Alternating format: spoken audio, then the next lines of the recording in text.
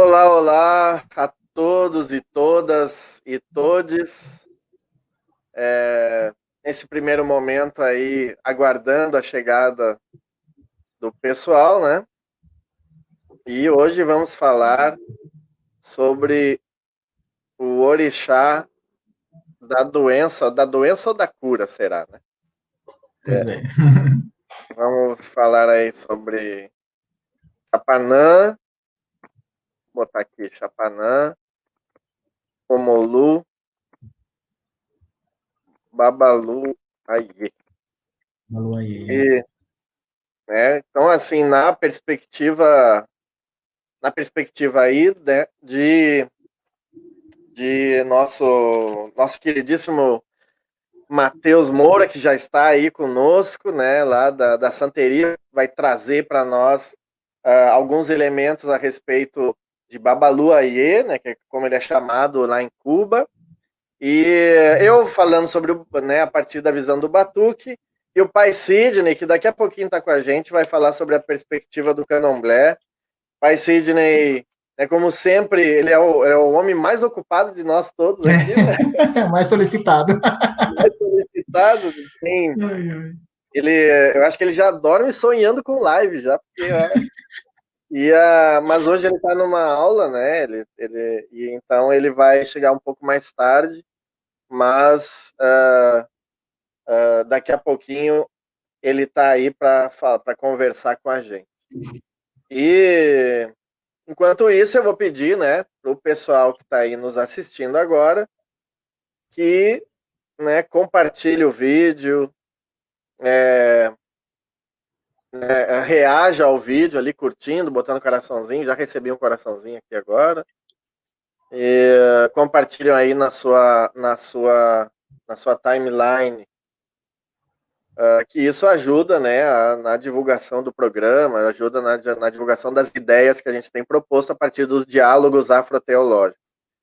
Porque é isso mesmo que é, né? Diálogos afroteológicos é dialogar a teologia, porque a afroteologia ela não é e nem pode ser estanque, né? Ela não é doutrinária, mas sim reflexiva. E esse é o grande ponto a respeito das tradições de matriz africana, ou da diferença entre a teologia das tradições de matriz africana para a teologia cristã, ou talvez ainda outras teologias que são muito mais dogmáticas, né? Tem um peso muito grande no dogmatismo, enquanto que para a teologia da tradição de matriz africana, ou para a afroteologia, que foi o nome que eu batizei, ela é mais reflexiva, ou seja, então hoje ela pode ser uma coisa, mas amanhã ela pode ter outras interpretações, e principalmente também a partir do local de onde a gente faz essas interpretações. Eu quero ver se eu diminuo aqui, porque parece que eu tô com um carão aqui perto do Matheus. E, pô, já sou gordo, né? Não preciso. É a posição da tela, Bobá. Aí, ó, melhorou, viu? Aí, ó. Oi. Tô menorzinho. Vou botar uma luz aqui que eu esqueci também. E daí, ó, fica perfeito. Apesar de que essa luz me deixa mais branco do que papel, né? Aliás, isso foi uma coisa que eu estranhei bastante quando eu tive aí em Brasília, Matheus. Eu via que aqui eu não sou tão branco, tem gente mais branca que eu. Mas quando eu tive aí em Brasília, naquele evento lá no Zumbi dos Palmares, que a gente até se encontrou lá, né, na Sim, sim. Fundação Zumbi, né? Foi lá que eu vi como eu sou branco. Puxa vida, eu tava até meio que envergonhado, assim, de ser tão branco no meio daquele pessoal preto lá de Candomblé, de outras tradições, ali em Brasília. Tu vê isso também ali, não? Sim, sim, sim. Inicialmente, boa noite a todos. Agradeço a participação de todos aqui que estão acompanhando a nossa live, acompanhando esse trabalho maravilhoso promovido por Baba Hendrix e por Baba Sidney. Esse espaço aqui de diálogo, de construção dessas pontes, né, entre essas diferentes tradições, essas diferentes perspectivas, né? Porque eu também creio nessa linha de que a nossa teologia, né, o nosso entendimento, enquanto cultuador de orixá, ele é um entendimento inclusivo, né? Que inclusive eu penso que seja até uma tecnologia ancestral, né? É um termo, se eu não me engano, Carla Cotirene usa esse termo, né? De tecnologia ancestral, que é um termo que que permitiu a nossa sobrevivência enquanto culto, né? Diante de todo o cenário de escravidão, de formação desse projeto Brasil, desse projeto América Latina, né? Desse projeto de Ocidente, através do colonialismo, que permitiu a nossa sobrevivência das nossas tradições autóctones, né, nigerianas, da região toda ali da Urubalene, foi justamente essa capacidade nossa de incluir e de ressignificar sem deixar de lado aquilo que já se acreditava, né, mas de dinamizar, de fato, a maneira como se enxerga o mundo, como se entende, né, esse culto, esse conjunto de divindades, esse conjunto de valores. Penso que é isso mesmo que permitiu a nossa sobrevivência, que permite a nossa sobrevivência também diante de todo esse cenário de massificação, da forma de pensar, da forma de agir, né, que nós temos vivido. E de fato, assim, realmente, o povo aqui, ele traz o candomblé, a matriz africana mesmo, de etnia mesmo, de passado, de pai para filho, né? A gente aqui uma grande quantidade, especialmente nas cidades satélites, né? No plano piloto, o cenário é mais diferente. O plano piloto, de fato, é branco, né? Mas, e com tudo que isso significa, né? Com tudo que a branquitude traz. Mas as satélites, que é onde eu moro, né? Eu moro na cidade satélite, Sobradinho, fica 20 minutos ali do centro, do plano piloto da capital, 20 e poucos minutos. A gente teve uma imigração muito grande de nordestinos e também de Goiás, Tocantins, enfim, para a construção da capital, né? Então, de fato, quem cultua orixá aqui no DF realmente é o povo preto, de fato mesmo. Legal isso, né? Aqui no Rio Grande do Sul é meio que misto, né? Eu Uhum. ia participar aqui de um projeto, na época ainda do governo Lula, não sei se era Lula, eu acho que era Dilma, já 2010 era Dilma, né? E tinha um ministério era o Ministério de Combate à Fome, acho que era, esqueci o nome do ministério, o nome completo do ministério, mas sei que tinha isso, de combate à fome, não sei se era desenvolvimento, de direitos humanos e combate à fome, alguma coisa assim. E nesse ministério ele promoveu ali uma ação a partir de um edital da Unesco, então era utilizando recursos da Unesco para fazer um mapeamento das casas de religião, né, dos templos, das comunidades tradicionais que tinham aqui na região metropolitana de Porto Alegre. Porto Alegre e região metropolitana. Isso foi feito em 4 capitais. E Porto Alegre foi contemplada e eu, naquela época, cheguei a trabalhar como mapeador. Então, saiu um resultado desse mapeamento, né? Uhum. E o resultado desse mapeamento registrou ali que das casas de matriz africana no Rio Grande do Sul, a maioria das casas eram comandadas por mulheres e dentre as mulheres, a maioria eram negras, eram mulheres negras. Mas quando essas casas eram comandadas por homens, a maioria dos homens eram brancos, são brancos.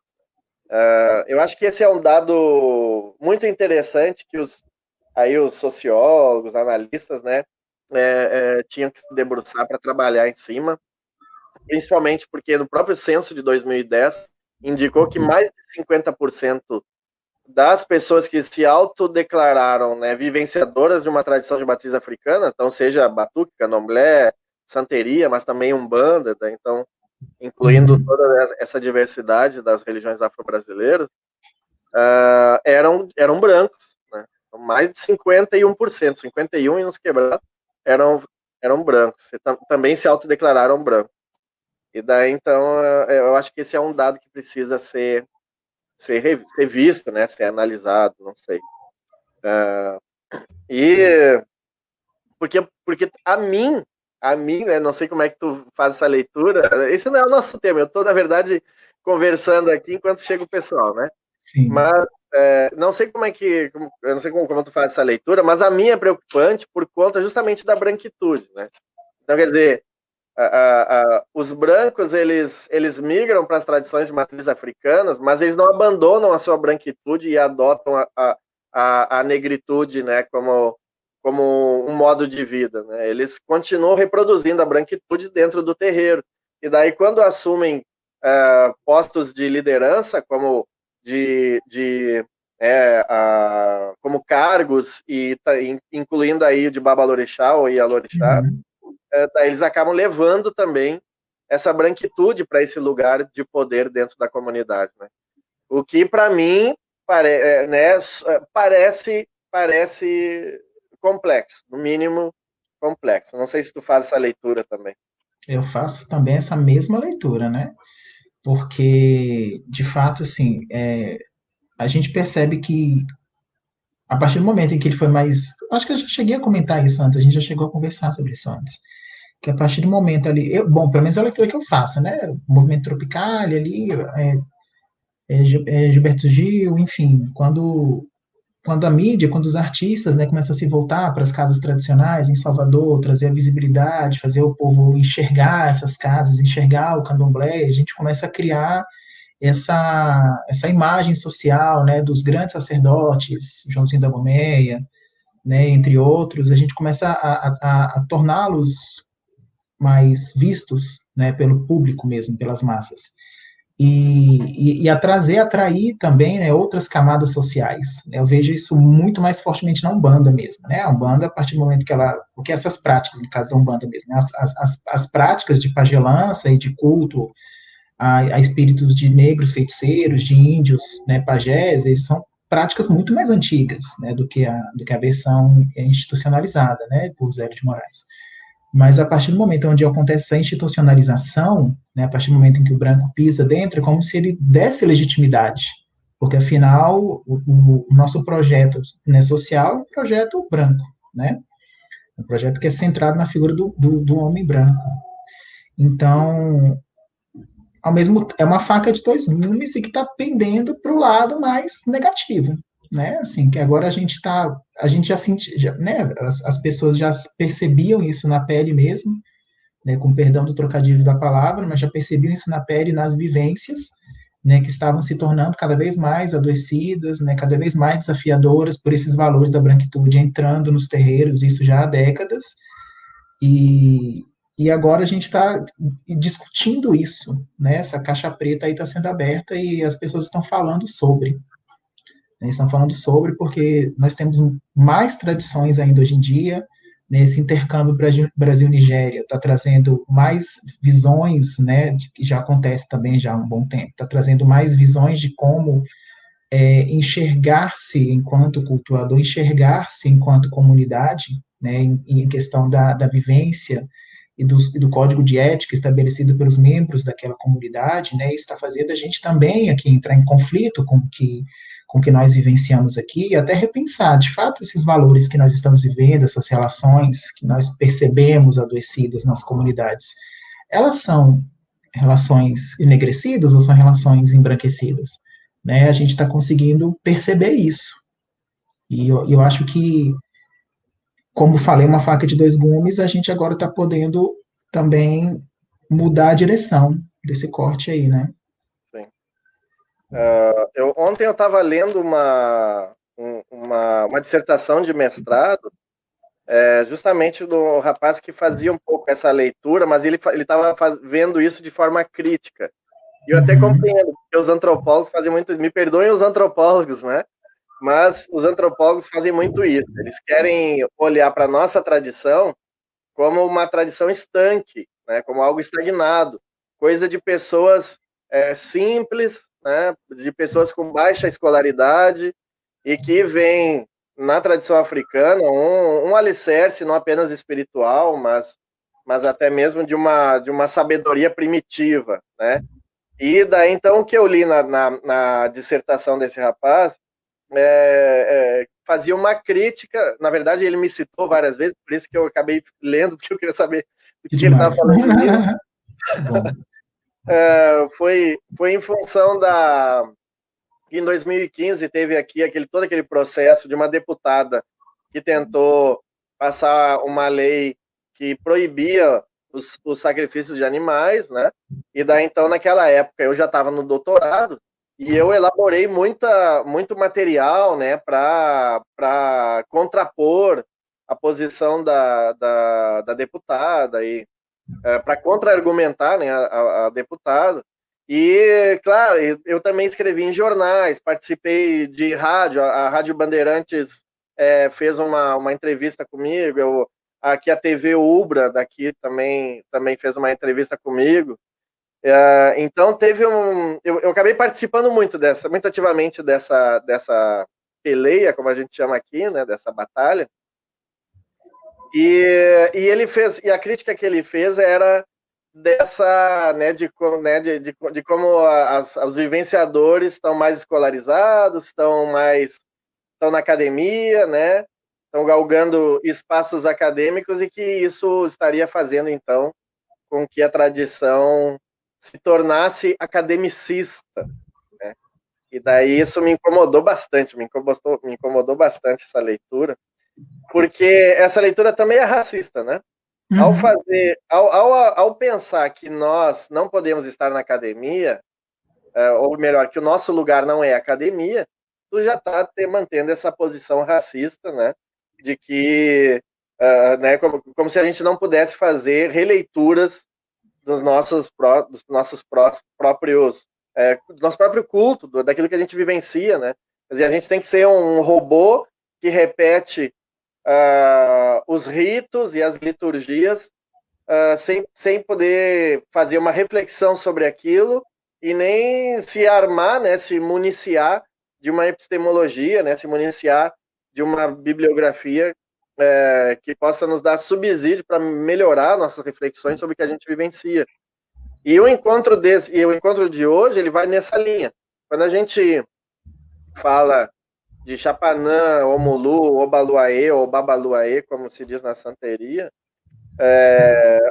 a gente não está apenas vivenciando essa divindade, né, ou cultuando essa divindade, né?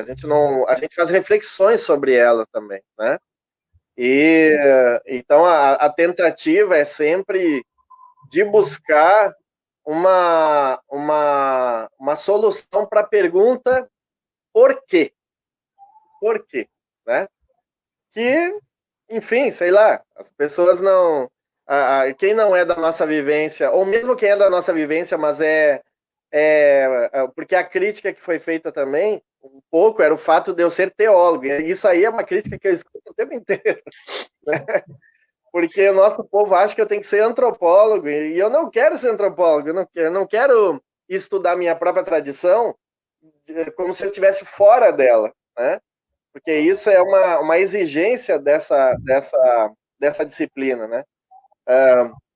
Agora, como teólogo, eu posso estudar a nossa tradição desde dentro, né, e vivendo e sentindo essa tradição, porque o estudo da teologia é o estudo da fé, né, e não o estudo da religião, ou dos ritos, ou coisa assim. O que tu acha sobre isso? Só para a gente começar a esquentar esse debate.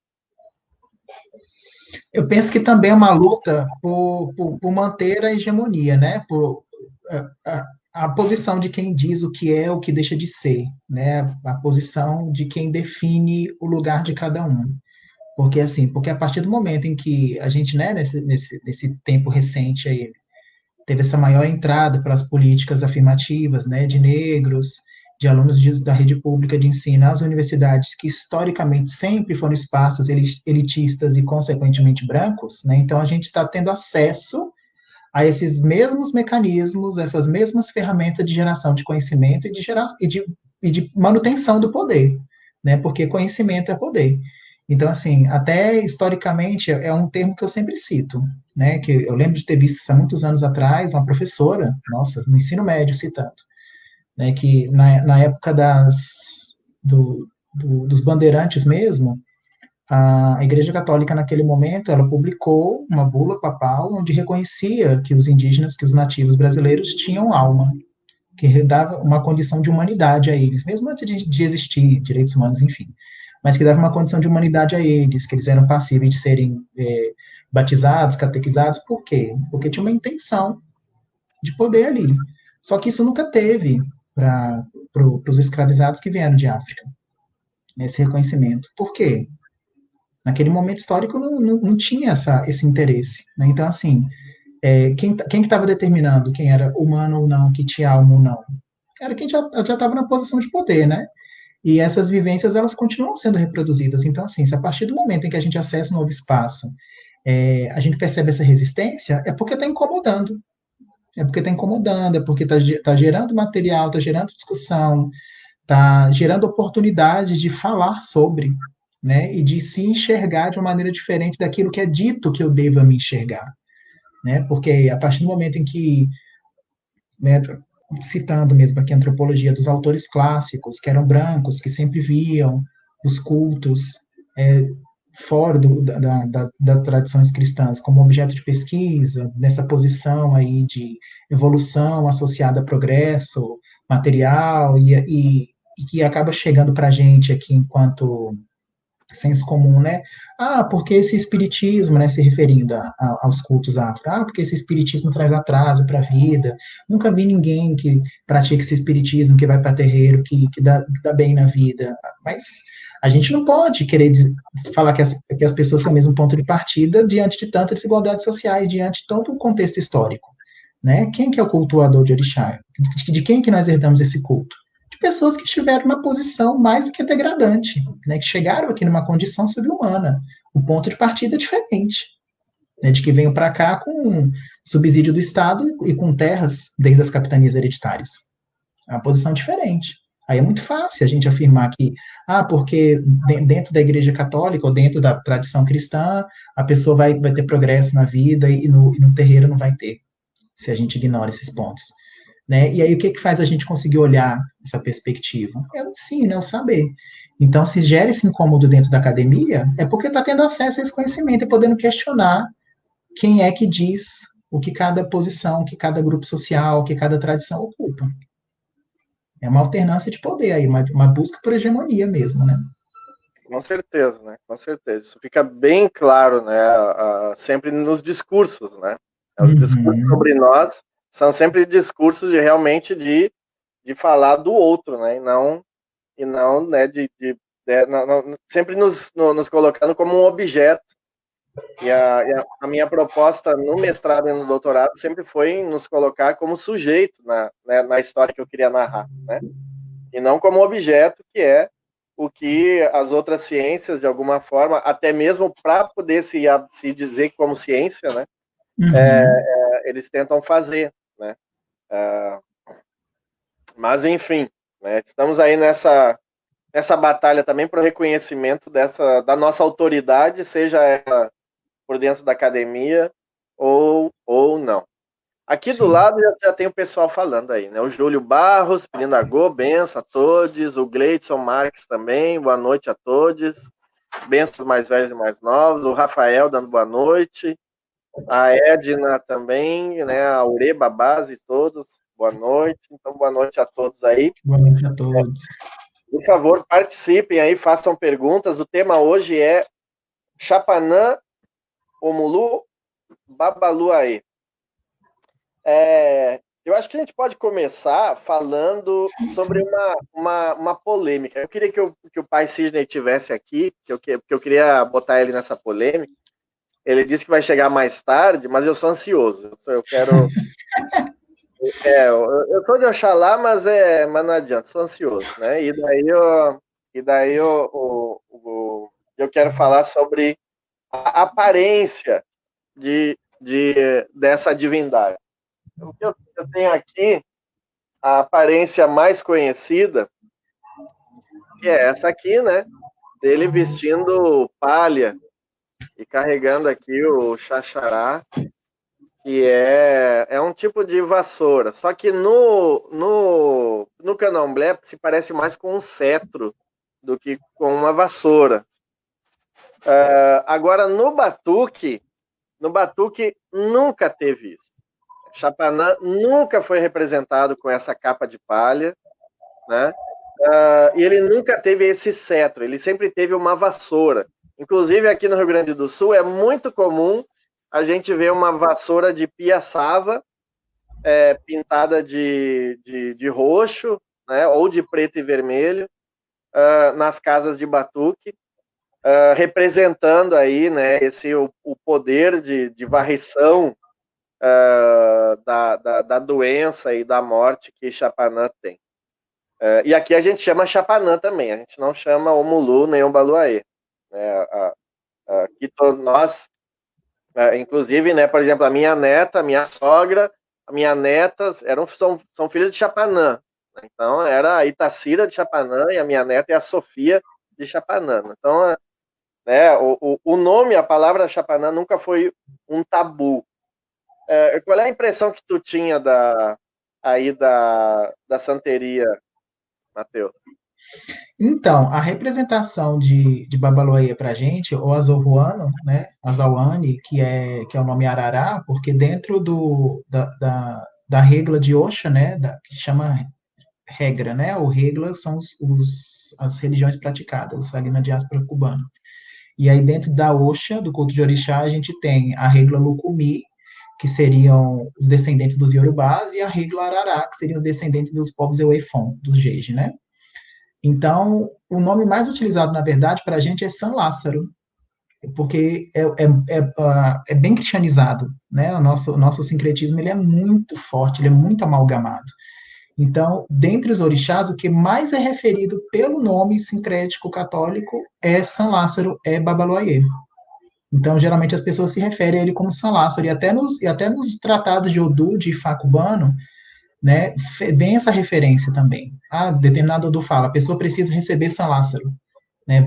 Vai ter, fulano, você no seu Odu fala que os santos admúcias, que você vai receber os santos após a iniciação, que você vai se receber são Dada Baiani, Olocum e São Lázaro. Né? Então, o nome mais utilizado para se referir a Babaloaê é São Lázaro. Inclusive, a representação dele se confunde muito com a representação do santo católico, porque ele veste aquele tecido de saco, juta, né, com adornos roxos, e apoiado em muletas, acompanhado de cães, que é uma referência à imagem 100% de São Lázaro mesmo, né? Uhum.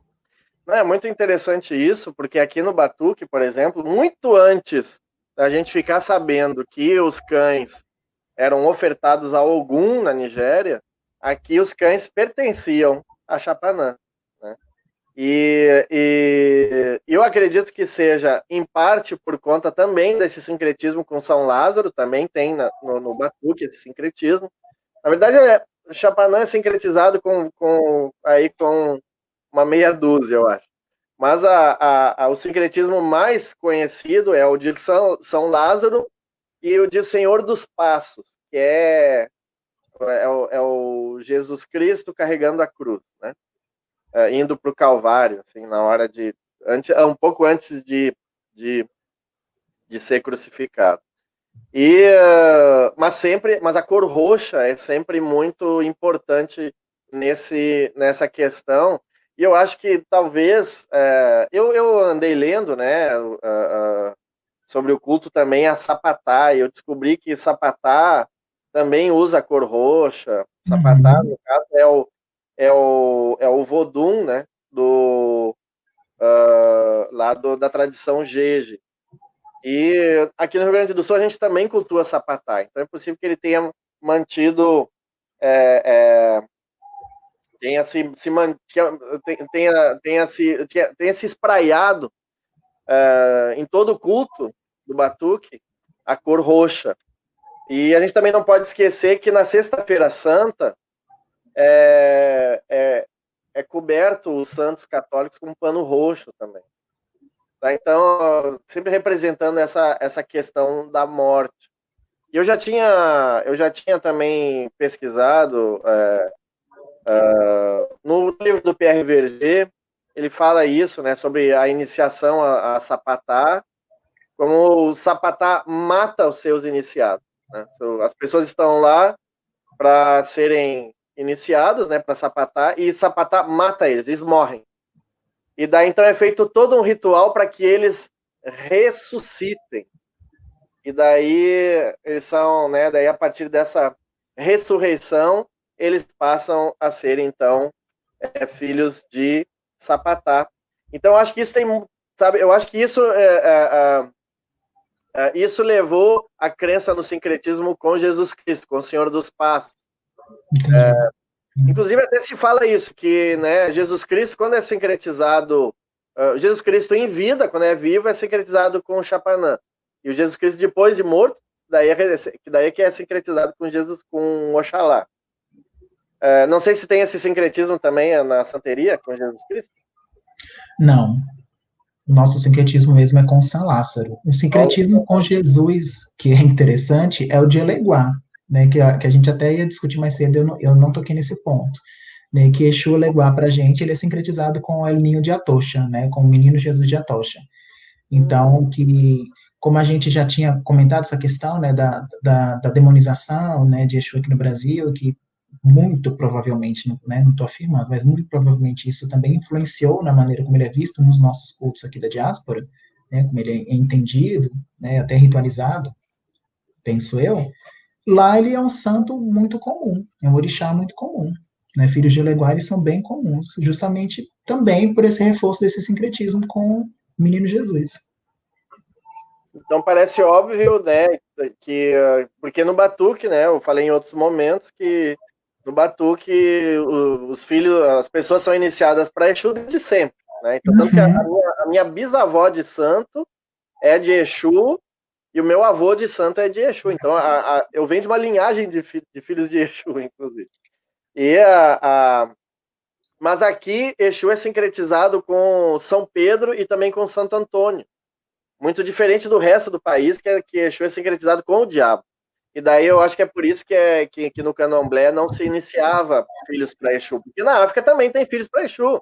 Tem, sim, né? Sim. Tem a rodo lá. Os Oluponãs são sacerdotes iniciados para Exu, né? Que Exu manifesta neles e tudo.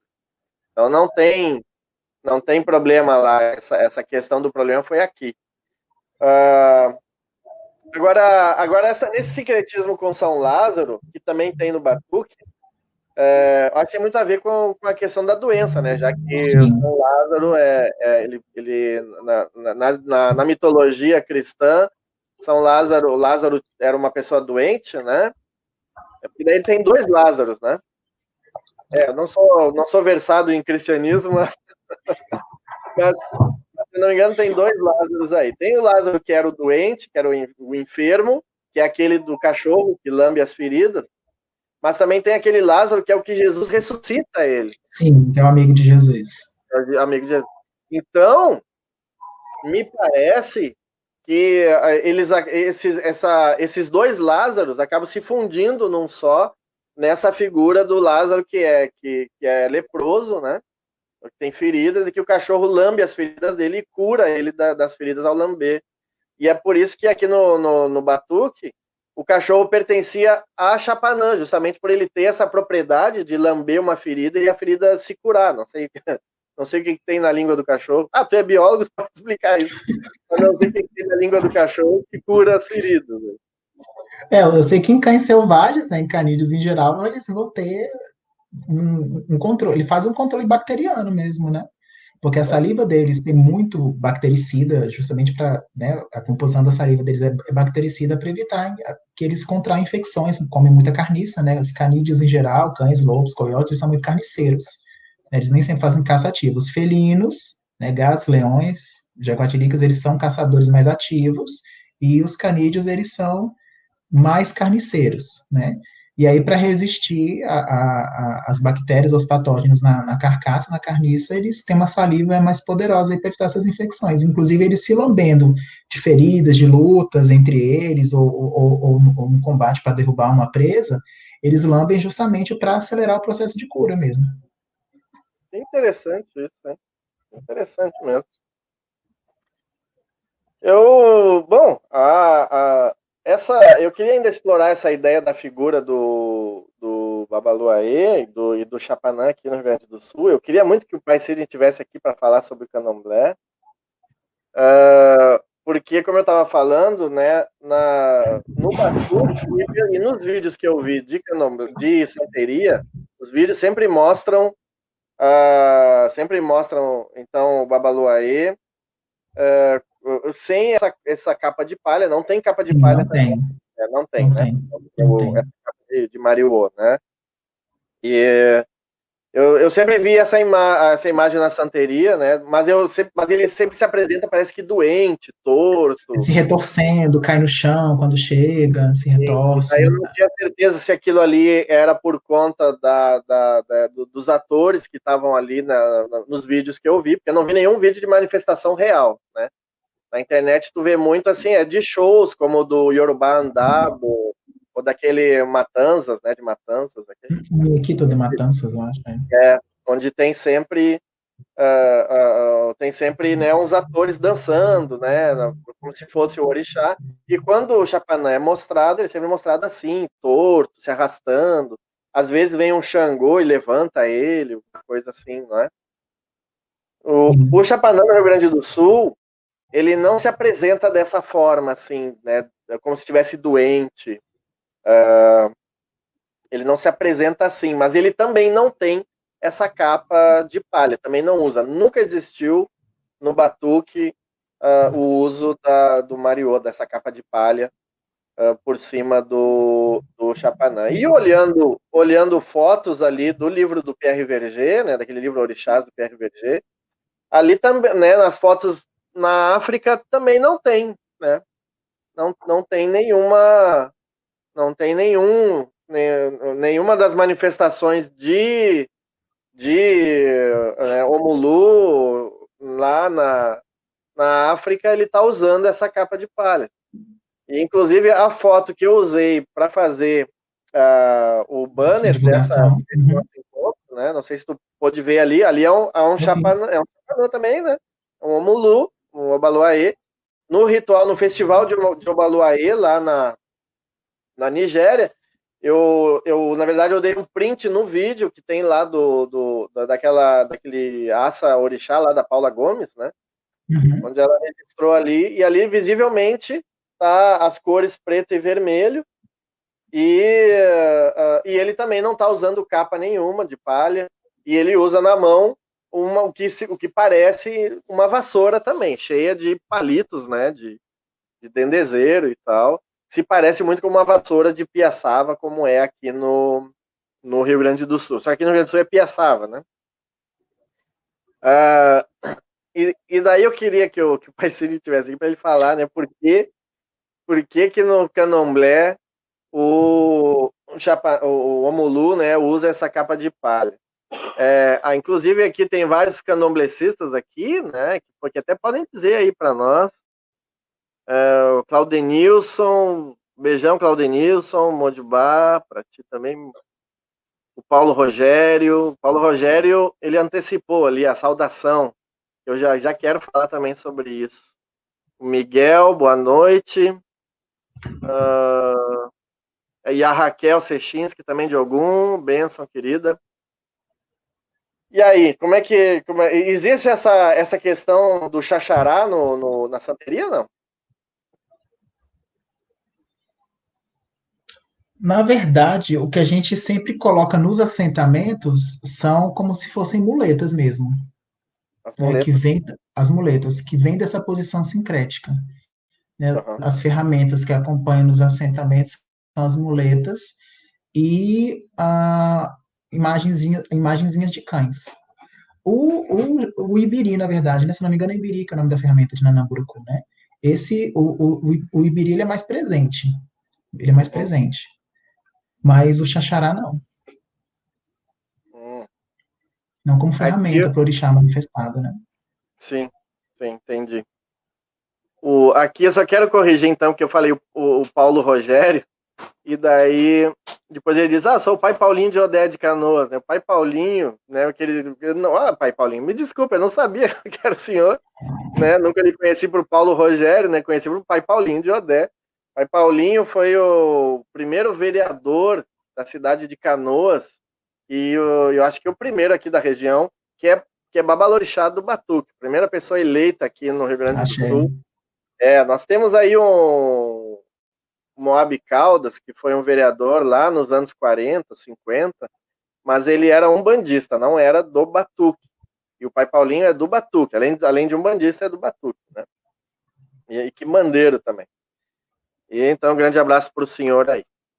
O Denilson já se manifestou. Os Itãs dizem que a aparência dele seria horrenda, o que Oiá prova não ser verdade. Ela faz um encantamento e sopra o vento para que as palhas voem e todos percebem que ele brilha como o sol e não feio como as pessoas o julgavam.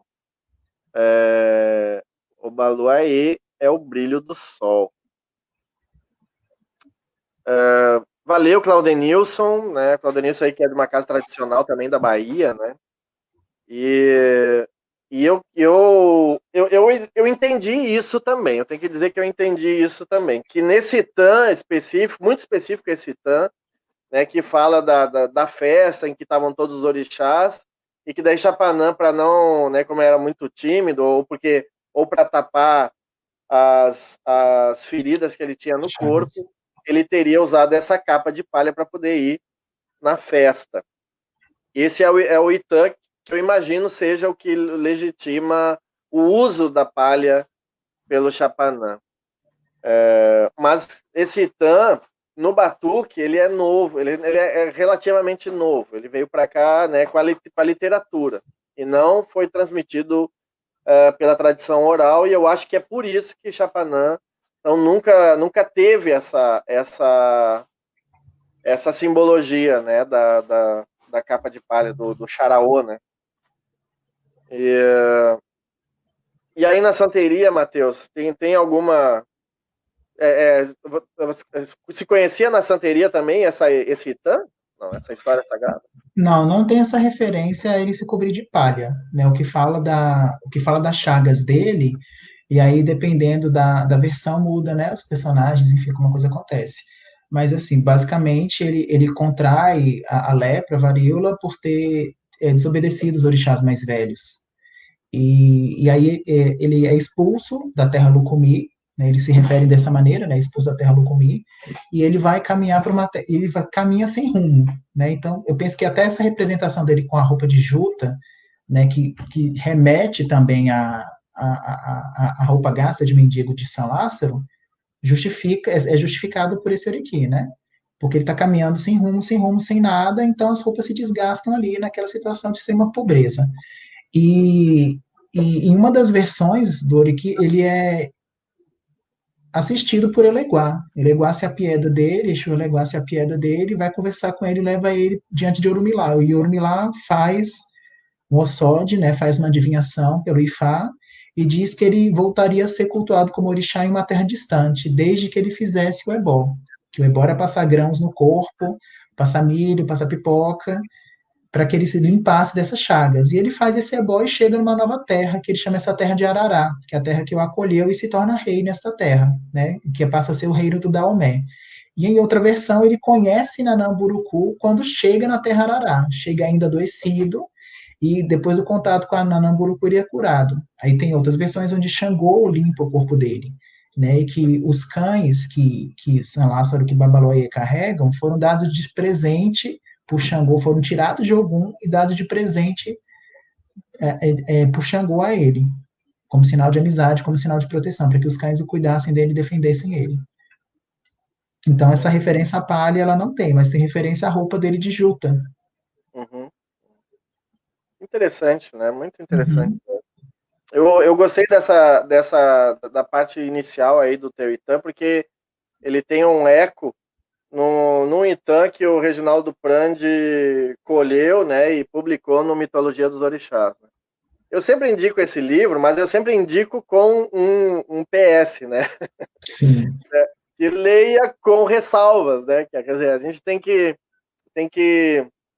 se apropriar do material que está aí à nossa disposição, mas a gente tem que estar atento para não ficar reproduzindo estereótipos e equívocos, né, da pessoa que produziu o trabalho, mas a gente precisa respeitar, claro, todos os trabalhos que foram feitos. E no caso dessa história, eu achei muito interessante. E vai ao encontro do que tu falou. Diz o seguinte, que o Baluaê era um menino muito desobediente. Um dia, ele estava brincando perto de um lindo jardim, repleto de pequenas flores brancas.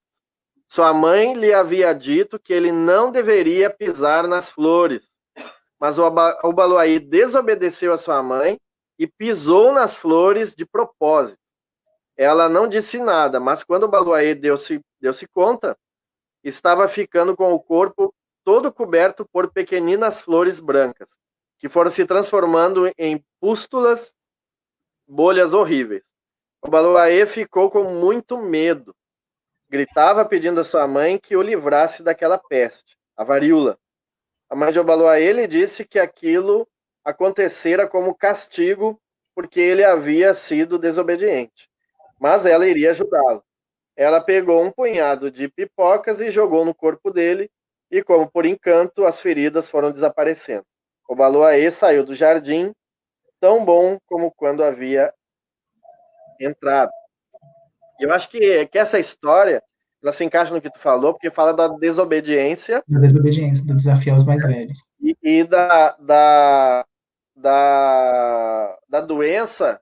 Aqui diz castigo, mas eu não gosto de usar essa palavra. Eu vou dizer consequência dos seus atos. A consequência dos atos de Obaloaiê foi, né, ele ficar doente. E daí, eu estava conversando com meus filhos de santo esses dias aí, a gente estava falando justamente sobre isso, né? E a Patrícia chamou muito a atenção de que isso pode estar, para nós, do Batu, que esse ano é de Chapanã, pertence a Chapanã, é o ano de Chapanã. E, né, devido à pandemia, né, a gente está achando que tá tudo muito certo, né, sendo um ano de Chapanã e tendo essa epidemia aí pelo mundo inteiro. A gente já sabe também que nós, seres humanos, né, adoramos destruir o planeta. E daí, será que a pandemia não é porque nós pisamos nas flores, né, ou seja, nós destruímos a ecologia do planeta, nós não respeitamos, né, as leis naturais, e daí recebemos como consequência desses atos essa pandemia. O que tu acha? Eu concordo 100%, porque tem um autor, eu não estou me lembrado o nome dele, mas que ele é biólogo e que ele já estuda sobre pandemias há décadas, né? E que ele já fazia algumas previsões que a partir da década de 90, se eu não me engano, ele falava, olha, no prazo de 15, 20 anos aí para frente, nós vamos ter pandemias mesmo a nível global. Por quê? Porque a gente está avançando cada vez mais para áreas que antes nunca foram contactadas, né, pelo homem, pela sociedade, e a gente está entrando em contato com uma diversidade, tanto animal, quanto vegetal, quanto microbiana, viral, que a gente não tinha como ter contato antes. Né? Então, assim, o desmatamento, a exploração da madeira, dos recursos animais, a gente se alimentar de fauna, né, seja por questão cultural, seja por questões comerciais em outros países, enfim, a gente está entrando em contato com seres vivos que a gente nunca teve antes. E nós somos uma população absurdamente imensa, né? Já passamos dos 8 bilhões de pessoas no mundo. Essa comunicação toda, essa facilidade de transporte, então, assim, a pandemia só mostra o quanto nós estamos conectados, né, mesmo sem perceber, porque em pouquíssimo tempo ela se espalha né, da possível origem, que é de um mercado de animais na China para o mundo inteiro. Né? Então, assim, isso mostra o quanto nós estamos conectados e o quanto que a nossa exploração da natureza, ela vai gerar consequências que a gente não consegue nem imaginar. Quem poderia prever ou imaginar uma pandemia desse alcance agora em 2020? A gente pensava em outros desafios a nível de Brasil, mundo, Ocidente, enfim, mas a gente não pensava no desafio de uma pandemia, né, como as já tiveram, como a gripe espanhola, ou como a peste negra da Idade Média. E se você pensar, por exemplo, na peste negra, era uma doença que ela estava muito associada à falta de saneamento básico. E a gente está falando de uma doença hoje em dia onde uma das principais medidas de prevenção é a coisa mais simples do mundo, que é higienizar as mãos. Né? Então, nós estamos voltando a esses valores aí básicos. No Itan de Babaloaiê fala que ele adoece por desafiar os mais velhos, né? Por desrespeitar a autoridade, ou seja, uma coisa básica. E a gente está sujeito a uma doença que, entre vários fatores, um dos mais básicos é o quê? A falta de higiene. Né? Não higienizar as mãos.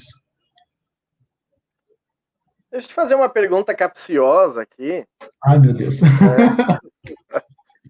aproveitando que você é biólogo, né? Sempre que a gente tem um assim por aqui, né?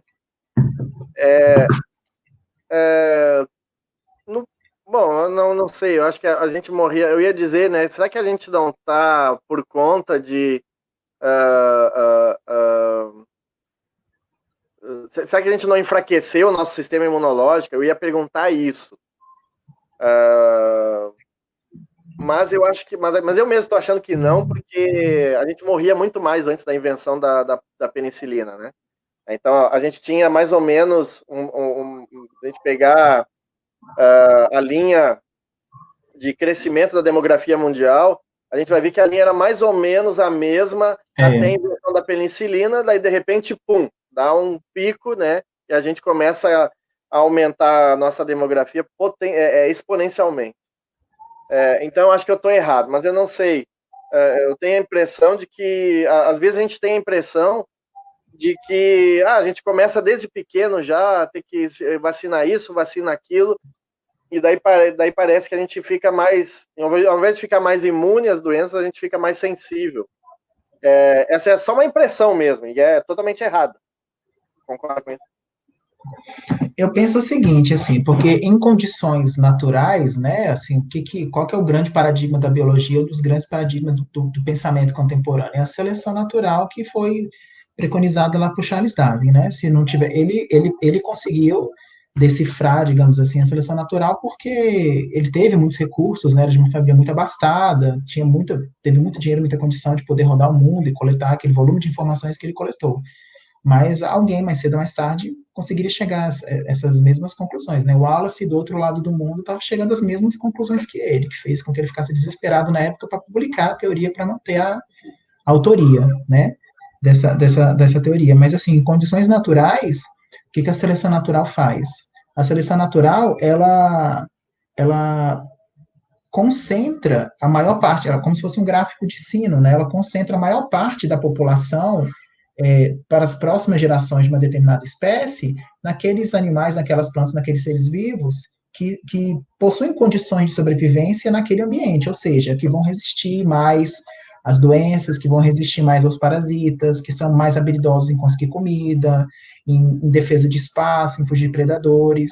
E o que a gente fez com todos esses avanços da saúde, das tecnologias todas, né, com a descoberta de antibióticos, com a melhora da produção dos alimentos, o aumento da produção dos alimentos. A gente está permitindo que esses pontos aqui mais laterais, né, que em condições naturais, né, por favor, não me entendam sendo eugenista, né, de maneira alguma, mas esses pontos aqui mais da ponta, né, que não sobreviveriam em condições naturais, eles possam sobreviver. Então, a nossa população, ela não está, em termos de adaptação ambiental, ela não está numa distribuição de sino, né, isso daí eu estou pensando agora. Ela está como se fosse uma curva mais, como se fosse uma linha reta, né, porque a gente tem pessoas de diferentes condições físicas, né, imunológicas, que em ambiente natural não sobreviveriam. Eu mesmo, eu fui um bebê prematuro, né, então eu não teria sobrevivido em condições naturais, sobrevivi graças à medicina, né, graças ao cuidado pós-nascimento, ao acompanhamento pré-natal, enfim.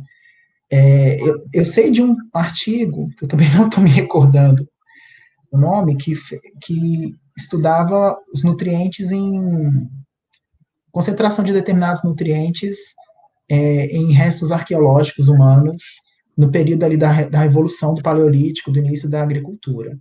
E apesar da agricultura permitir a gente aumentar a produção de alimentos e fixar as populações e, consequentemente, ter mais pessoas, né, porque pode se reproduzir, porque tem mais comida, né, dá uma segurança maior, menos incerteza das condições, piorou em termos nutricionais, que as populações humanas pré-agrícolas, elas tinham uma qualidade nutricional melhor, de acordo com marcadores do estudo, do que as populações agrícolas. Então, é um jogo de ir e vir, né? A gente ganha vantagem, por um lado, com o uso de antibióticos, com as tecnologias, com essa sobrevivência de uma maior variedade de pessoas que em condições naturais não sobreviveria, mas, por outro lado, a gente também tem essas perdas, né? Uhum. Entendi. E esses surtos que têm ocorrido volta e meia, né? A gente vê que teve, bom, eliminando ali a gripe espanhola e tal, mas pensando assim, teve o HIV, daí depois teve Ebola, daí depois H1N1 e agora Covid-19. Isso não parece meio sistêmico?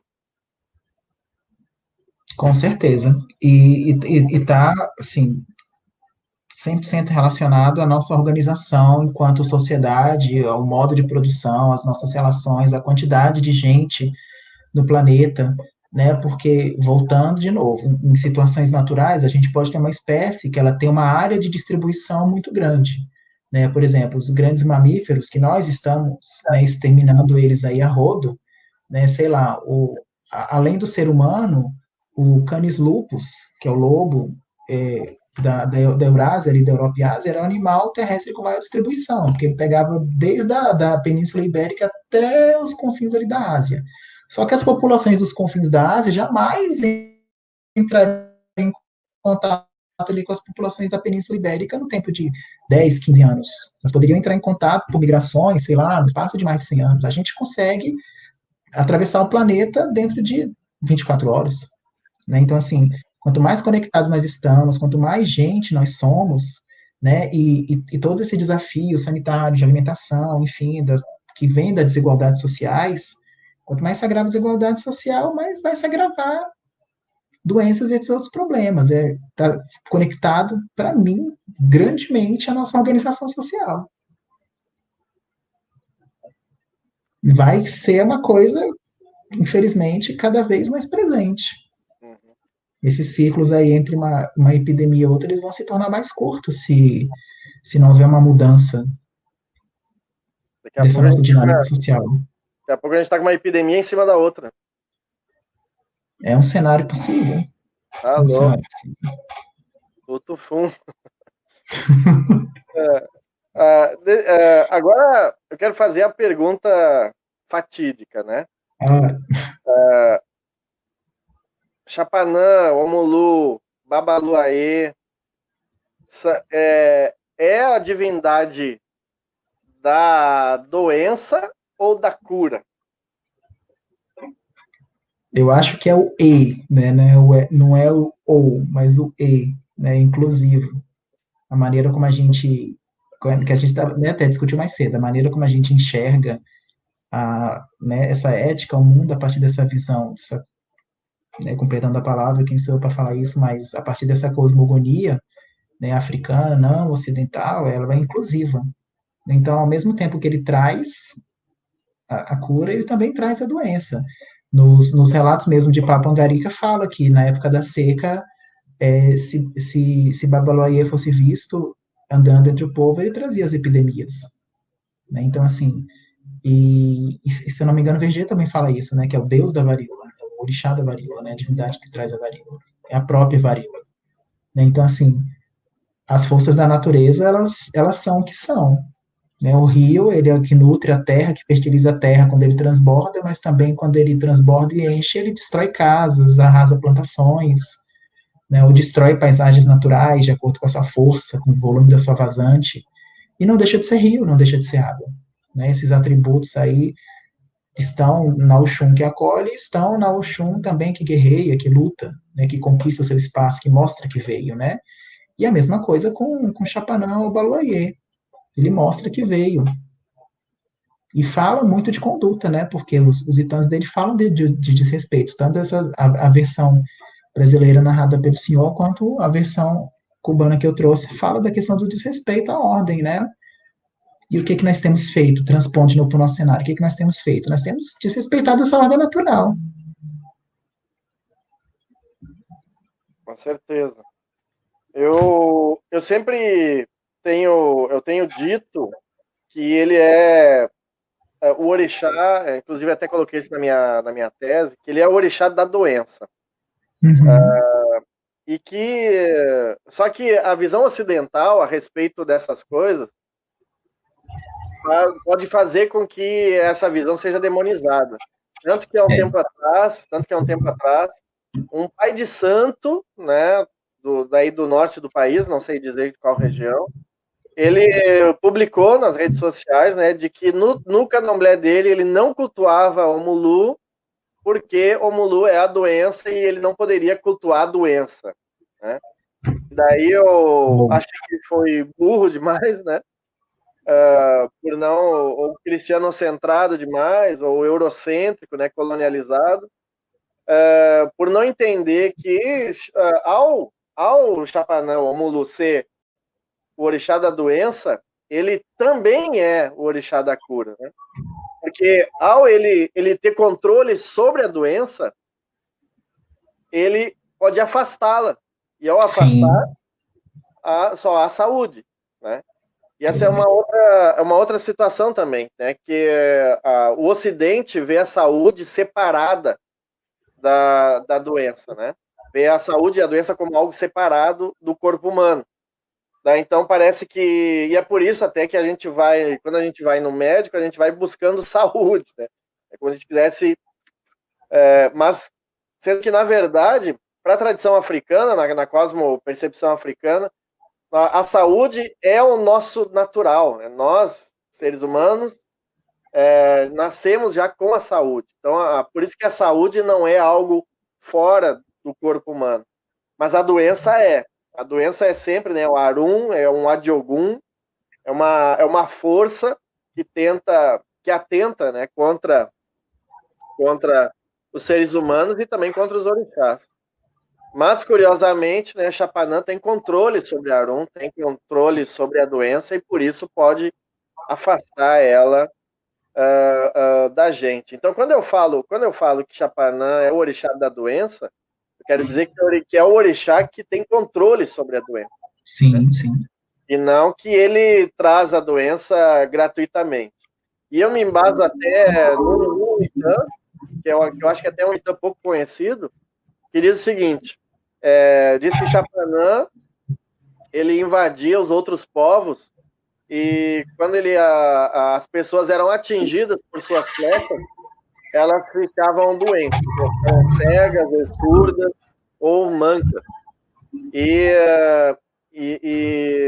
isso, daí, quando ele ia invadir uma cidade, o rei da cidade fez uma oferenda para Chapanã, e com isso a cidade não, né, foi curada. Então, esse Itã, para mim, deixa muito claro como Chapanã, como Omulu, Babaluaê, pode trazer a doença, mas, devidamente cuidado, ele afasta da doença. Então, o culto a essa divindade, o culto a esse orixá, é justamente para que ele mantenha a doença afastada da comunidade, né? E não para que ele realmente, né, e não que ele, né, por livre e espontânea vontade vem chegando e passando a doença para todo mundo. O que tu acha?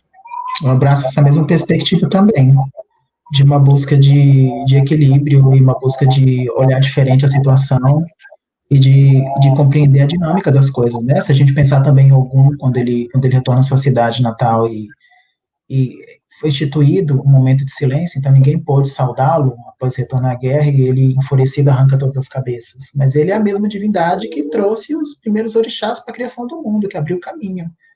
Né? Então, assim, a força, a fúria que há dentro dele é a mesma fúria, a mesma força que foi usada para civilizar o mundo, para construir esse mundo. De que maneira a gente pode abraçar essa energia, abraçar essa força para que ela seja direcionada no sentido da gente construir, lutar e trabalhar da maneira melhor e mais digna possível para conquistar os nossos objetivos, que é o que o Ogum traz. Ao invés da gente simplesmente se encolerizar diante de uma situação, diante de não ser visto ou reverenciado. Eu penso que é um sentido de como a gente direciona o nosso pensamento, de como a gente direciona o Ori, né, para que o Ori nos ajude a conquistar. Hoje eu estava vendo muito material sobre o Ori, né, e basicamente a gente, o que pede, assim, do culto de Ori? O mais simples possível. Converse com Ori. Né? É Ori quem vai permitir que você vença. E os orixás, eles vão entrar como auxiliadores dessa caminhada sua de Ori. Então a gente cultua Chapanã, o Baluayê, Babaluayê, Azawane, Sapatá, pedindo que ele nos traga esse direcionamento, de que maneira nós podemos cuidar melhor, como a gente pode enxergar essa ordem instituída com relação à nossa saúde, o que me faz bem, o que não faz, né, o que piora o meu quadro de saúde, o que pode me ajudar a melhorar a minha saúde. é respeitar essa ordem instituída que a gente já tem dentro da gente. Não ordem como uma coisa externa, né, dita por alguém, mas como o nosso corpo funciona, né, como a nossa mente funciona, que também está incluído saúde mental nisso, né?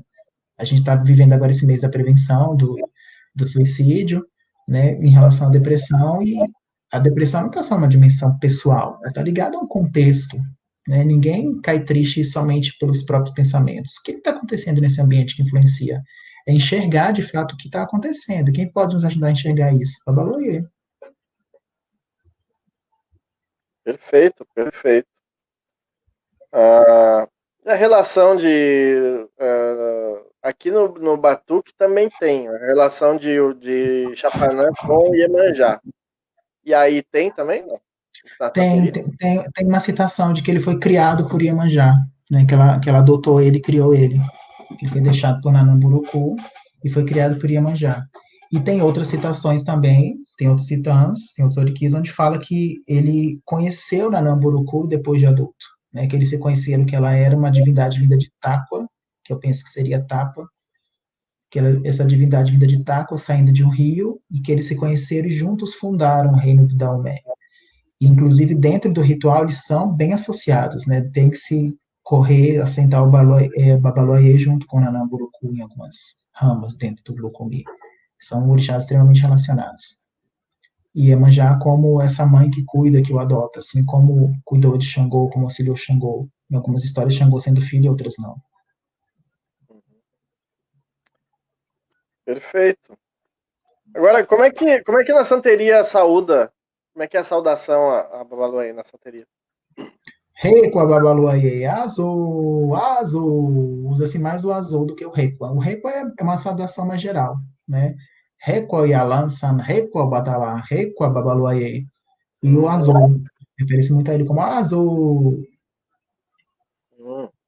Aqui é interessante, porque se parece um pouco, porque aqui no Batuque a gente saúda como Abal, Abal.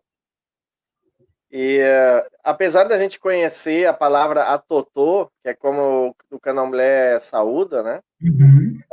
Aqui a gente usa atotô para pedir silêncio mesmo, para dizer, né? Tá um burburinho, a gente para atotô, que é para ficar todo mundo cala a boca, né?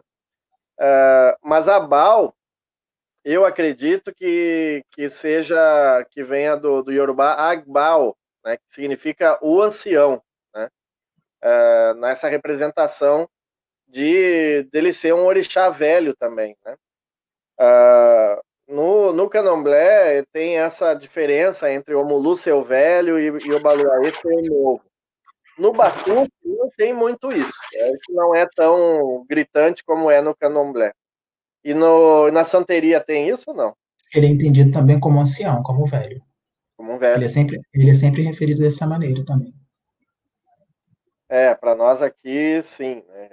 Inclusive, as danças para ele, né? Quando a gente dança para ele, a gente dança meio curvadinho para frente, né? Fazendo um movimento com a mão, como se estivesse, né? Varrendo com uma vassoura, alguma coisa assim nas mãos. Né? O que eu acho interessante também nós temos uma dança aqui para Chapanã, em que as pessoas ficam todas viradas para o centro da roda, e daí a gente vai até o centro e depois volta para trás, vai até o centro e depois volta para trás. Eu faço uma leitura disso como sendo uma representação das idas, né, uma representação de tu estar no mundo espiritual e no mundo material, sabe? Quer dizer, que tu vai e volta do centro da roda. Pelo que eu já vi assim em vídeos, eu nunca vi uma roda na santeria. No batuque tudo se faz em roda, não tem como não ter roda no batuque. E no candomblé eu já vi que também tem roda. Na santeria tem essa particularidade, não? Não, a gente de fato não faz roda. Vai estar os 3 tambores, né? Os tambores Anhá dispostos, e aí os santeiros todos de frente para os tambores dançando, e uma dança mais espontânea. né? Quem vai dançar com gestos, com os movimentos mais característicos mesmos é o orixá manifestado, né? Aham. Iemanjá, que pode chegar remando, Oxum, que chega sorrindo e agitando seu vestido, Ogum com a sua espada, com seu facão, brandindo, Xangô com os oxês, mas a gente dança de maneira espontânea mesmo, de frente pro tambor, não forma Ah, roda. legal isso. Interessante. No batuque também, apesar de ter algumas danças que são mais, que são, né, como essa que eu falei, do Chapanã, mas também para outros orixás tem alguma coisa também. Ela não é para todas, não é para todos. Não são Uhum. todos os orixás que têm uma dança específica. E daí eu não sei se perdeu, como é que foi. E uma coisa interessante também é que no batuque, os orixás não são ensinados a dançar de um jeito como tem no candomblé, né? No candomblé, por exemplo, Yansan sempre dança, né? Fazendo um gesto com as mãos, né? Ogum também sempre vai fazer. No batuque não tem isso. Os orixás, eles dançam conforme eles mesmos desenvolvem a sua capacidade de dançar, né? Não tem um ensinamento, assim. Se ensina algumas questões relacionadas ao fundamento, mas nada além disso, né? Na santeria tem alguma coisa assim, não? Não, também não, porque inclusive a nossa iniciação, assim, do que eu conheço, do que eu já vi sobre candomblé, a pessoa iniciada, a iniciação de candomblé é para preparar aquele corpo, aquele ará para receber o orixá, né, para que aquela centelha divina, aquela partícula se manifeste, né, para aquele orixá se excorpore. E a gente não parte dessa premissa, né? Todos somos Iaô, todos somos iniciados da mesma maneira. E aí, no dia do toque, ou talvez no quarto, né, do Ibodô, mas no dia do toque, da apresentação ao tambor, quando é dado satisfação a Olofim de que está nascendo mais um santeiro, de que foi coroado, né, mais um Iorô, mais um iniciado, que a gente se refere à iniciação como coroação, né, coronar Oxa, o Cariosha, o nosso rito de iniciação é uma coroação, que aquela pessoa coroada está sendo apresentada, e aí vai ser cantado para se chamar orixá sobre ela. Então, assim, é sempre no sentido de uma surpresa. E para a gente, a manifestação de santo é uma coisa rara, né? Os eleguns, os montadores de santo, eles são raros, né? São poucas pessoas. Então, também não tem esse treino, esse ensaio, esse ensinamento, né, da dança que carrega todo esse valor simbólico, mas não tem esse ensinamento. Ah, legal, interessante isso também. No batuque também, todo mundo é Iaô, então todo mundo é iniciado. Também não tem essa diferença, né, entre Iaô e Eked ou Ogã, né? Uhum. Não existe nem Eked nem Ogã. Tanto é que uma das coisas que servem de chacota para quem é do candomblé, né, é que no batuque a pessoa pode ser Alabê e Babalorixá ao mesmo tempo. Porque o Alabê, embora seja um sacerdócio também, mas é uma função que não elimina o fato de que tu possa ser um babalorixá. Porque o Alabê não é um Ogã, né? Não é uma pessoa que não pode ser babalorixá. Não existe essa proibição aqui. Tá? Então Interessante. existem muitos babalorixás do Batuque que são também Alabês. Né? E, Interessante. porque as iniciações são a mesma para todo mundo. Todo mundo tem as mesmas iniciações. E o tempo de iniciação também não é regulado, né? Não tem isso de obrigação de 1 ano, 3 anos, 7 anos. No Batuque, as obrigações se dão de acordo com a vontade do orixá. Então, é jogado para saber quando que tu tem que fazer as tuas obrigações, né? As tuas feituras. E não é ditado assim pelo tempo, né? Quanto que tu tem que fazer, né? Existem alguns limites, algumas coisas assim, mas nada muito impositivo. E daí me parece que isso. Eu tenho achado realmente que a santeria é mais parecida com o batuque do que com o candomblé. Tem Sim, das muita, tem discussões muita todas que a gente coisa, faz. tem muita coisa da santeria que é parecido com o candomblé mesmo. Inclusive, nós aqui já discutimos isso em outras lives, né? Mas Uhum. ainda assim, eu tenho achado muito assim que a santeria é muito parecida com o batuque, por tudo que eu vi assim de imagens, né? Eu não tenho nunca tive contato físico, né? Direto assim com a santeria, Mas por tudo que eu vi em imagens, eu achei muito semelhante ao batuque. Até mesmo numa filmagem, na casa de uma pessoa lá em Cuba, ela tinha assim, no canto da parede que era o quarto de orixá dela, no canto da parede. E no chão eram colocadas as coisas e tinha até um bolo, né, que eu acho que era o aniversário do orixá. Sim, E sim. aqui no Batuque a gente faz isso direto, sabe? Todos os anos a gente comemora o aniversário dos orixás com um bolo pro orixá, até com velhinha acesa, né? As velhinhas na idade do orixá, na idade do assentamento do orixá.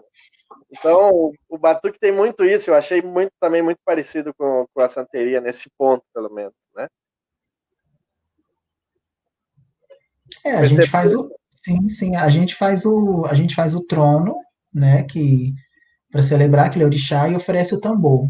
O tambor para a gente é um ebó, o toque, né? Para a gente é um ebó também, um ebó coletivo. E com relação às idades, a gente não faz essa marcação também ao longo do ciclo, né? Quais são as nossas marcações? A iniciação, Cariosha, o Ebometá, que é o ebó de 3 meses, e depois o aniversário de Osha de 1 ano. E aí a pessoa completa o seu ciclo iniciático. Esse primeiro ano é o ano de Aorage, né? O ano de Aô, e há 1 ano ela encerra seu ciclo iniciático. E daí pelos odus dela, que ela recebeu na iniciação, e que também foram sacados aos 3 meses, ela já sabe qual caminho que ela vai seguir, ela já sabe se ela vai ter o caminho para treinar para ser um Bauriatê, né, um sacerdote que inicia, se ela vai ser o Jubona, né, o segundo padrinho, aquele que cria o Iaô no quarto, se ela vai ser o cozinheiro da iniciação, se vai ser um homem para ser sacerdote de Ifá, né, isso tudo já é visto aí nesse processo. Por exemplo, em relação ao tambor, né, a gente tem o juramento ao tambor, tem os homens que são jurados, a Anhá, que é o Morixá, né, penso que vem de Ayan, mas também um bom tamboleiro, mesmo não iniciado, ele consegue chamar o orixá, né, pela habilidade dele de tocar o tambor, que o tambor é feminino. E o homem, como elemento masculino ali, ele consegue fazer essa sincronia e chamar o orixá. A gente tem essa perspectiva também. Interessante, interessante. É interessante mesmo. Aqui no Batuque, o tambor pode ser tocado, inclusive, por mulheres. Né? Então, não tem essa distinção de gênero também, com relação às funções ou cargos no Batuque. Né?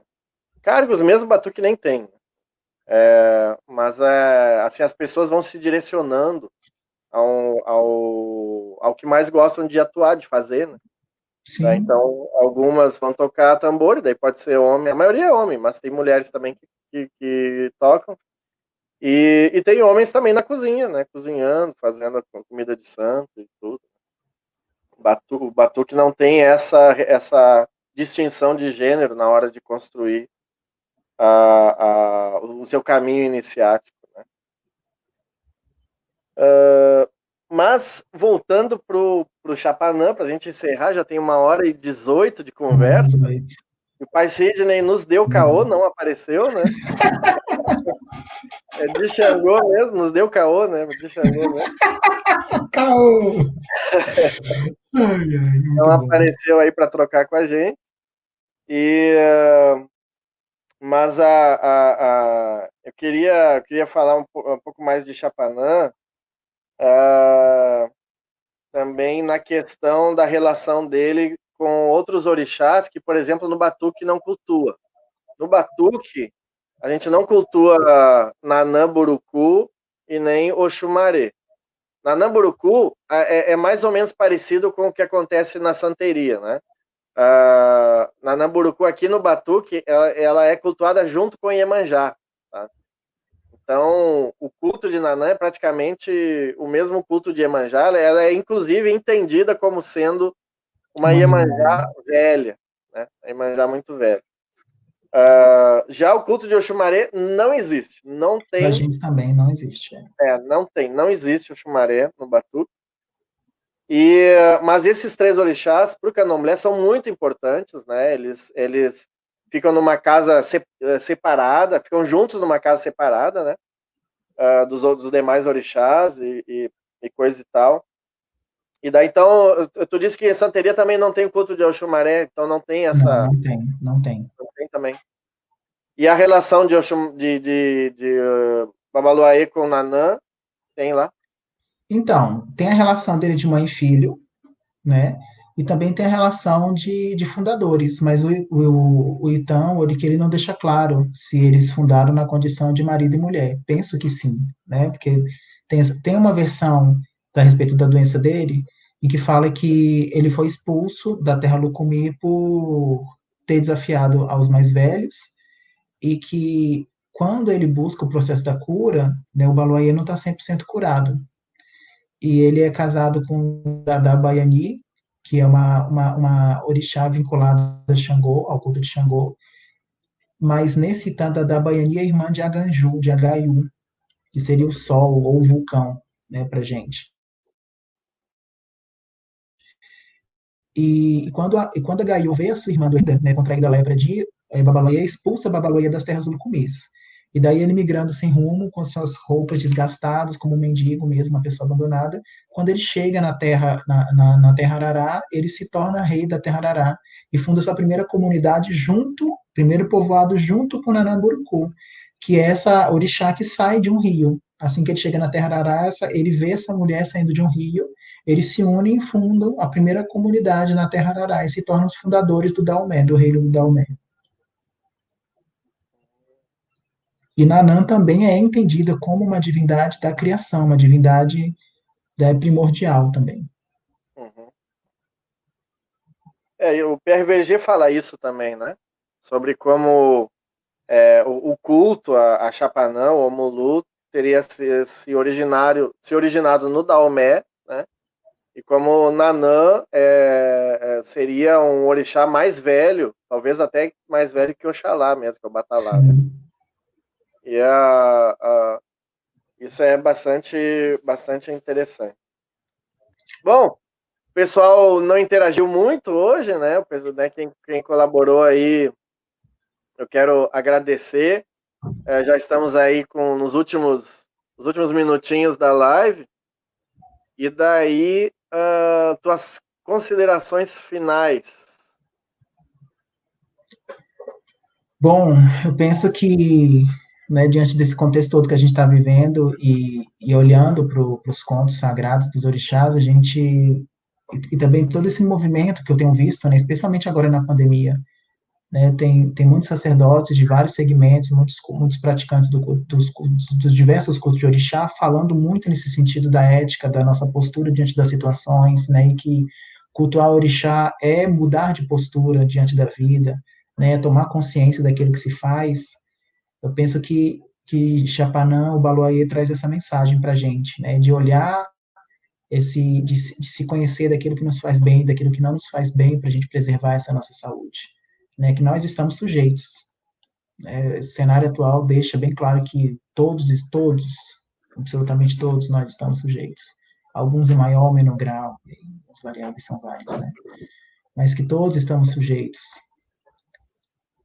ao fim da vida, né? À morte, todos estamos sujeitos à doença, estamos sujeitos a esses ajogum, e o que nós podemos fazer, né? O que Ori pode fazer, né? Que mudança é essa de postura que nós necessitamos ter, tomada de consciência é essa que nós necessitamos ter. Acho que a mensagem que fica é essa, mais um questionamento. Perfeito. Essa é também a reflexão que a gente faz daqui, né? Como eu falei lá no início, para nós, o ano de 2020 pertence a Chapanã, é um ano de Chapanã, né? E eu sempre acreditei que os orixás, no ano que eles regem, tem isso de regência dos orixás também na santeria, não? No ano? Não. Tem? Não. Tem a regência do Odu para cada comunidade. Para as comunidades que cultuam Ifá, né? Que bom. Então vocês não entram em polêmica, então, todos os anos. Não. Não. E a gente que é do Batuque e do Candomblé entra em uma polêmica todos os anos para saber qual é o orixá, né? E para nós, esse ano, para o pessoal do Candomblé é de Xangô, mas para nós do Batuque, nós somos do Chapanã.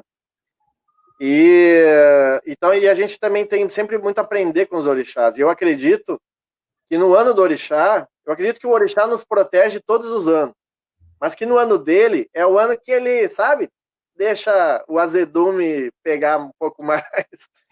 E, Se não é visto, não é lembrado.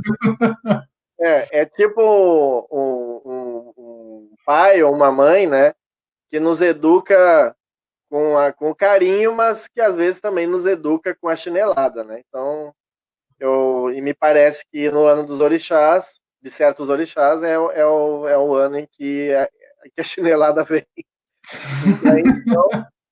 E daí, então, a gente precisa sempre se prevenir, né? Mantendo o culto, levando muito a sério o culto, fazendo os rituais que precisam ser feitos sempre, né? O Batuque é sempre muito cheio de rituais, de passagem de ano, de, né, limpezas e uma série de rituais nesse sentido para que o ano novo que está chegando seja mais brando para quem é dessa tradição, né?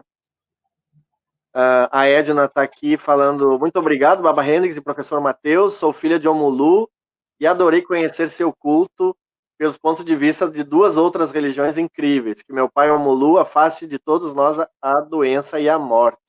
Axé, Axé, todos nós. axé, Edna. Abração mesmo, a Edna está sempre junto com a gente. A Edna também está no curso, né? Mesmo curso que tu não fez as provas ainda, tem que fazer. Ela fez as tarefas. Ela quem é de Olodum parece. Ela já achou. Então, né, quero encerrar aqui. Vou tirar uma reza que a gente chama aqui de reza, né? Mas é um cântico para Chapanã aqui. E eu não sei, tu conhece algum cântico de Babaluaê, não? Tem um cântico aqui. Tá bom, então eu vou tirar daqui, daí depois tu puxa daí. Tá bom. Mocequeba, moriçô, e aí. Mocequeba, moriçô, e aí. Mocequeba, moriçô, ai, ai, ai, mocequeba, moriçô, eleuara. Mocequeba, moriçô, e aí. Mocequeba, moriçô, e aí. Mocequeba, moriçô, ai, ai, ai, mocequeba, moriçô, eleuara. Abau, atotô. Abau. Como é que é? Agadagodô ao areriçô. Agadagodô ao areriçô. Urebaba, babaluaê. Ao areriçô. Urebaba. Agadagodô ao areriçô. Agadagodô ao areriçô. Urebaba, babaluaê. Auareriçô, orebaba, azul, reco ababaloê. Azul. É isso aí então, pessoal. Muito obrigado pela companhia de todos no dia de hoje. Obrigado, Matheus, mais uma vez, por estar aí com a gente fazendo essa live aí sobre a teologia do Orixá Chapanã, Omulu, Babaluaê. E nos encontramos, então, da próxima vez, né? A gente está tentando manter toda quarta-feira, mas está difícil, eu acho que vai reduzir, né, o diálogos, a gente vai reduzir talvez para 2 vezes por mês, né? Então vai ter uma falha, né? Tem numa quarta, na outra pula, porque é muita coisa para fazer e daí fica difícil de fazer as lives. Mas a gente quer manter esse, né, falando sobre o orixá, falando só sobre o orixá, e a outra surgiu uma ideia lá, a minha e do pai Sidney, de falarmos sobre afrobioética também, né, tratando aí assuntos que são importantes da bioética a partir da cosmopercepção africana. Então, um grande abraço a todos, obrigado mais uma vez, Matheus. Muito obrigado a todos que assistiram, nos acompanharam, que Babaloia nos proteja nesse momento e nos traga essa consciência aí desse cuidado com nós mesmos, cuidado com o outro. Axé, axé. Acho E pedindo para que Chapanã varra essa doença, essa Covid de uma vez, para que a gente possa se encontrar e se abraçar e dançar para os orixás. axé. É, axé.